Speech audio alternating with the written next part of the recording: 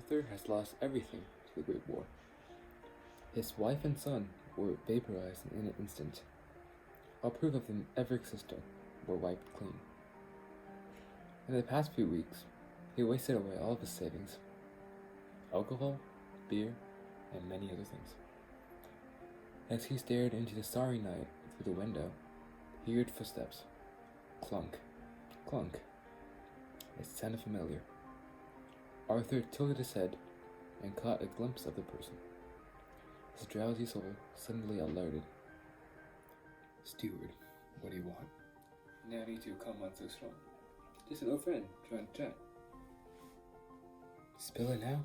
You get out of my face. Okay. It's just that you might be able to meet your family again. Steward sat at his desk, holding the crystal in hand. He stared at it, his eyes burning into the glowing surface. He didn't care. It remained still.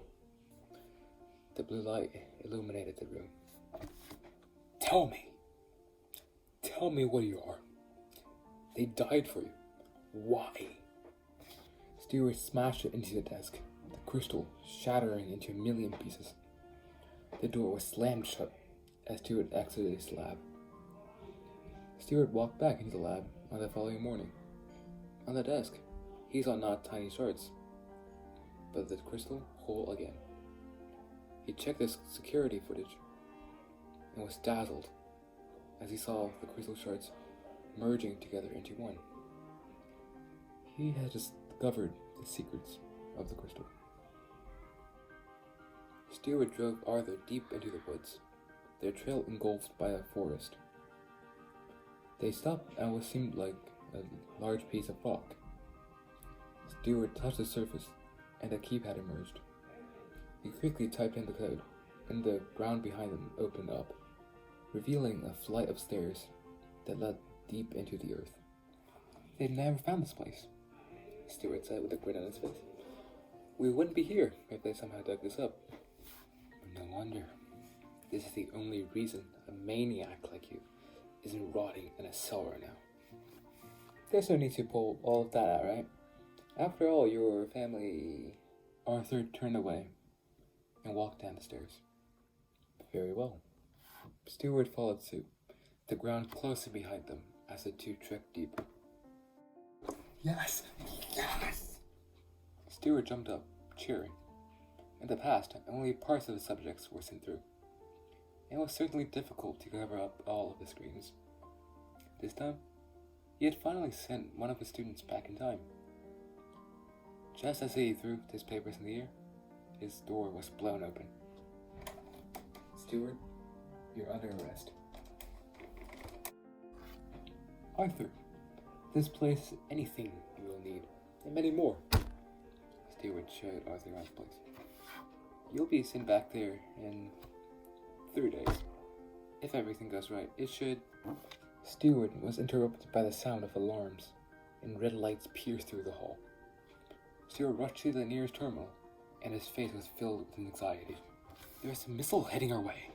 I don't know how they found us, but you need to go right now. Stewart and Arthur dashed down the hall. Remember, Stewart said as they were running, all you need to do is take the contents of the safe at this address. Stewart handed him a slip of paper. And take this gun. Do whatever is required to fulfill the task, and go to the port after. You'll be retrieved. The preparation was rushed. Arthur's vision started blurring just before he saw Stewart's face twist in shock. Arthur woke up in an alley. He got up and checked over himself. Everything seemed normal. He was carrying everything that he had on him. He took out the paper slip and started looking. Arthur found the house within the hour. Calling it a mansion would be an understatement. The building towered over everything in its vicinity. Yet, it still has a traditional little mailbox. Arthur went up the front porch, and the door gave way. Nobody cared to lock it. The safe! Arthur almost yelled out. He entered the code Stewart gave him, and the door swung open. There was an envelope with a bulge inside. He took it and started toward the front door. Stop right there! A man showed up at the door. A lady, not far behind. carrying a shotgun in her arms. Arthur had a choice: the world or the life of two people. Without hesitation, he pulled the trigger. The two collapsed onto the ground as Arthur dashed out the door. Arthur opened the envelope. Inside, there was a crystal. For some reason, he felt drawn to it.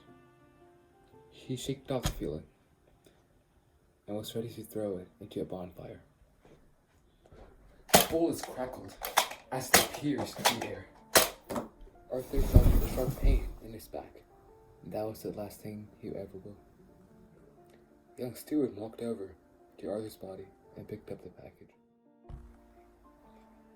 So that's what my parents were killed for. The preparations were rushed. Arthur's vision started blurring just before he saw Stewart's face twist in shock. Okay, that was the whole story.